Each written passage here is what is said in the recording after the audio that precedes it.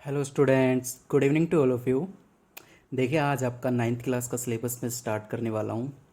यहाँ पे आपका सिलेबस बहुत ही लिमिटेड सिलेबस है आपका यहाँ पे गिवन है एनसीईआरटी का। इसमें जो फर्स्ट चैप्टर आता है आपका दैट इज़ मोशन, जो कि मैं आज स्टार्ट करने वाला हूँ। आज मैं आपको इसका बेसिक इंट्रोडक्शन दूंगा, ठीक है। तो स्टार्ट करते हैं। आज का हमारा सिलेबस बहुत इजी सिलेबस रहेगा आपका ये नाइन्थ क्लास का। सो डोंट बी पैनिक और स्टडी करते रहिए इसी तरीके से। तो चलिए स्टार्ट करते हैं हमारा आज का चैप्टर मोशन, जिसका नाम है। और इसमें सबसे पहला टॉपिक जो इंट्रोडक्शन में मैं आपको पढ़ाने वाला हूँ that is motion of living and non living objects, ठीक है। तो मेंशन करते हैं हमारी हेडिंग जो भी है, ठीक है। Motion of living and non living objects, ठीक है। तो मैं ज़्यादा कुछ इसमें खास है तो नहीं है, आपको मालूम होगा बेसिक कि मोशन क्या होता है। देखिए, अलग अलग जीव जंतु जैसे एनिमल्स हो गए, ह्यूमन बींग्स यानी हम हो गए, प्लांट्स हो गए, अलग अलग तरीके से मूवमेंट करते हैं। जैसे कि ह्यूमन बींग्स की अगर मैं बात करूं तो वो अपनी बॉडी को मूव करवाते हैं with the help of their legs. Legs की सहायता से वो मूव करते हैं, ठीक है। और अगर मैं एनिमल्स की बात करूं, जैसे कुछ एक एनिमल्स होते हैं जैसे एलिफेंट हो गया, और जो भी जंगल जो वाइल्ड एनिमल्स होते हैं वो भी अपनी लेग्स की हेल्प से मूवमेंट करते हैं from one place to another. Horse हो गया, काउज हो गए, गोट हो गए, इस तरीके के एनिमल्स जो है वो ह्यूमन बींग्स की तरह ही लेग्स की सहायता से मूवमेंट करते हैं from one place to another, यानी एक जगह से दूसरी जगह जाने के लिए वो लेग्स की हेल्प लेते हैं। अब मैं बात करूं बर्ड्स की, तो बर्ड्स अपने विंग्स की सहायता से मूवमेंट करते हैं from one place to another. Clear? Okay.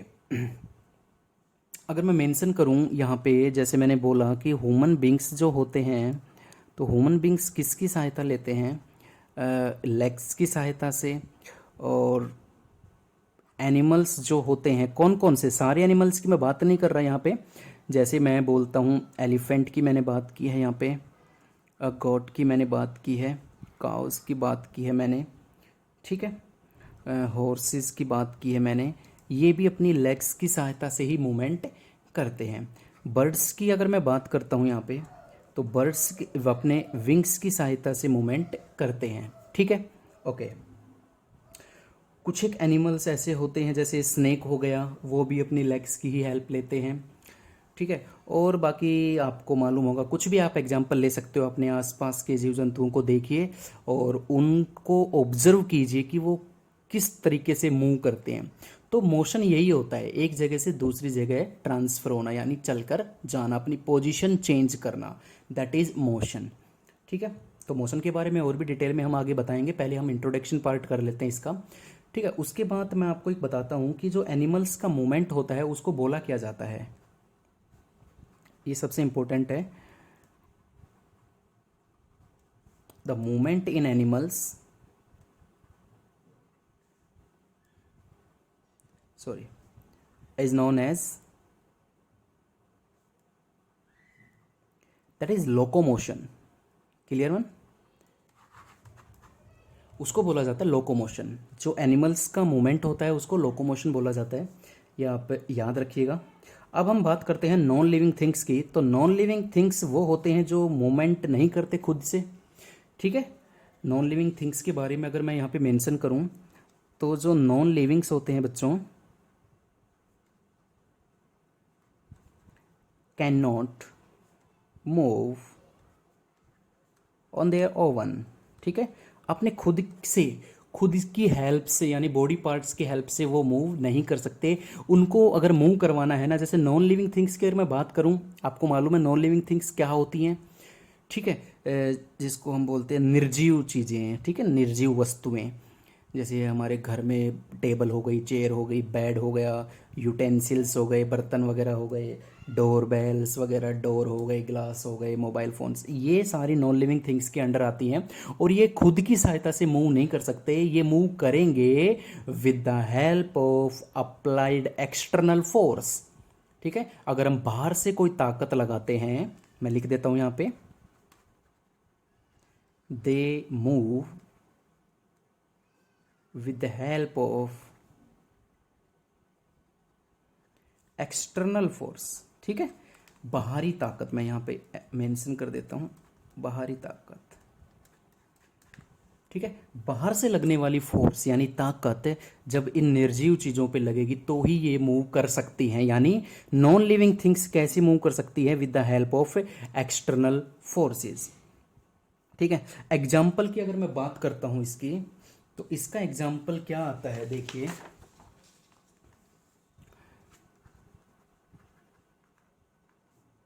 Example of non living, football हो गया। अब देखिए, अगर फुटबॉल एक प्लेस पे अगर रखा हो तो वो एक तरीके से नॉन लिविंग थिंग्स की तरह बिहेव करेगा, और एक्चुअली में वो नॉन लिविंग थिंग्स होता है। लेकिन वो मूव कब करेगा? जब हम उसके ऊपर कोई एक्सटर्नल फोर्स लगाएंगे, यानी जब हम उसको किक करेंगे, कोई भी प्लेयर द्वारा, या हम खुद हो गए, कोई बच्चा हो गया, घर में खेल रहा है, छत पे खेल रहा है, गली में खेल रहा है, ग्राउंड में खेल रहा है, एज योर चॉइस। जब वो अपने लेग्स की सहायता से उसके ऊपर फोर्स लगाएगा, एक्सटर्नल फोर्स जिसको हम बोलते हैं, तो वो बॉल, जो फुटबॉल हमने ले रखी है, वो मूव करना स्टार्ट कर देगी। ठीक है, यही मैं बताने की कोशिश कर रहा था आपको।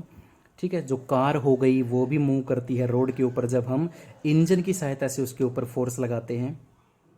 ठीक है, कोई भी चीज़ें देख लीजिए, कोई भी मशीन देख लीजिए, वो मूव करना तभी स्टार्ट करती है जब हम उसके ऊपर कोई एक्सटर्नल फोर्स अप्लाई करते हैं। तो this is all about aeroplane. में लिख देता हूँ यहाँ पे, एरोप्लेन भी लिख सकते हो आप। ठीक है, क्रिकेट बॉल भी लिख सकते हो, जब हम पुश करते हैं, यानी जब हम किसी भी बॉल को हिट करते हैं तो वो मूव करना स्टार्ट कर देती है। ठीक है, कार, कार हो गई, कोई भी लिख सकते हैं। ठीक है, तो ये हो गया basic introduction about the motion of living और नॉन लिविंग, यानी लिविंग थिंग्स कैसे मोशन करती है और नॉन लिविंग थिंग्स कैसे मोशन करती है। अब हम जो आगे पढ़ने जा रहे हैं वो हमारा आज का मेन टॉपिक है, जो हमारा पहला टॉपिक आता है इसमें, that is rest and motion. तो उसकी स्टडी करते हैं हम। रेस्ट क्या होता है आपको मालूम है? मान लीजिए आपने कोई एक चीज़, मैंने जैसे ये पेन यहाँ पे रखा हुआ है, और ये पेन मैं यहाँ पे रख के अगर मैं छोड़ दूँ और कल दोबारा आके इस पेन को देखूँ, अगर मुझे ये पेन इसी पोजीशन पे रखा मिले तो मैं क्या कहूँगा? मैं कहूँगा कि ये पेन रेस्ट पोजीशन पे है। ठीक है, तो किस तरीके से आप रेस्ट को डिफाइन करोगे? अगर आपसे कोई भी पूछे कि what do you mean by rest और डिफाइन रेस्ट, किस तरीके से आप रेस्ट को बताओगे? तो रेस्ट की बेस्ट डेफिनेशन जो आती है कि if body does not change its position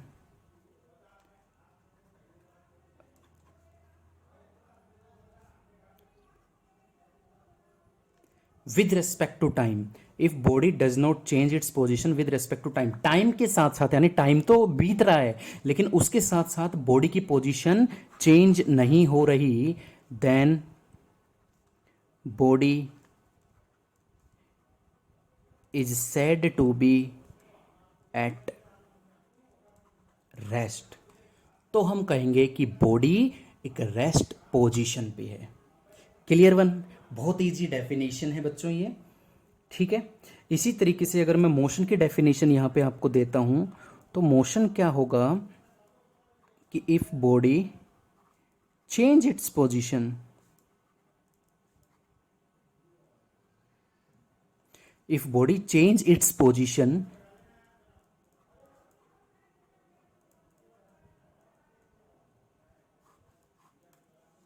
with respect to time, तो हम कहेंगे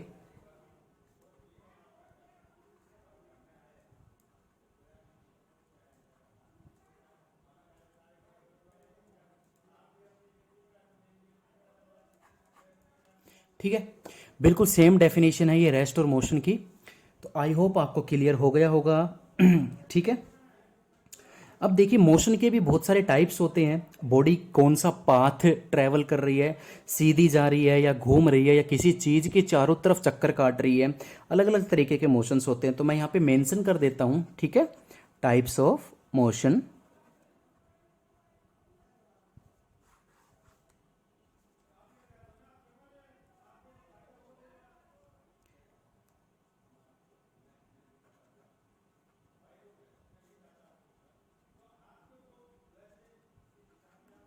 लीनियर मोशन, सेकंड आता है इसमें रोटेशनल मोशन,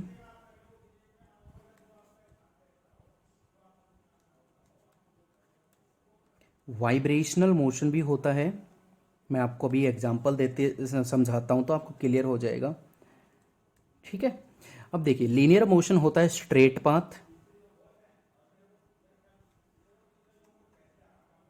ठीक है। लीनियर मोशन का मतलब होता है अगर कोई बॉडी स्ट्रेट पाथ ट्रेवल करता है तो उसको लीनियर मोशन कहते हैं। रोटेशनल मोशन कौन सा होता है, जब कोई बॉडी किसी भी चीज के चारों तरफ रिवॉल्व करने लग जाती है इस तरीके से, तो रोटेशनल मोशन होता है। वाइब्रेशनल मोशन होता है जो बॉडी अपने पोजीशन को एक फिक्स टाइम के बाद रिपीट करे, यानी आप डेली 8 बजे उठे हो, अगले दिन आप फिर से 8 बजे उठो, तो ये एक रिपीटेड टाइम पीरियड, ये एक रोटेशन वाइब्रेशनल मोशन है। जैसे पेंडुलम देखा होगा आपने घड़ी का,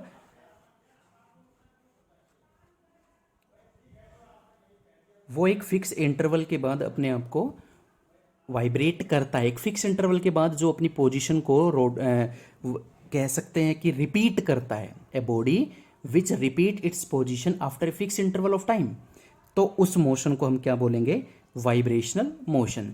तो this is all about the rest, motion and types of motion, ठीक है। तो आज के लिए बड़ा छोटा सा ये मैं टॉपिक लेके आया था आपके लिए। कल हम डिटेल में हमारे जो मेन टॉपिक्स हैं उनकी स्टडी करेंगे, ठीक है। आज मैंने इंट्रोडक्शन करवाया है रेस्ट और मोशन। मोशन क्या होता है, लिविंग थिंग्स का किस तरीके से होता है, और नॉन लिविंग थिंग्स का किस तरीके से होता है, ठीक है। मोशन क्या होता है, रेस्ट क्या होता है, उनके एग्जाम्पल्स किस तरीके से होते हैं, ठीक है। तो इनको पढ़िए, ठीक है, खुद से नोट्स बनाने की प्रैक्टिस कीजिए और खुश रहिए घर पे। और थैंक यू सो मच, आज के लिए इतना ही रहेगा आपका, ठीक है। कल फिर से मिलते हैं।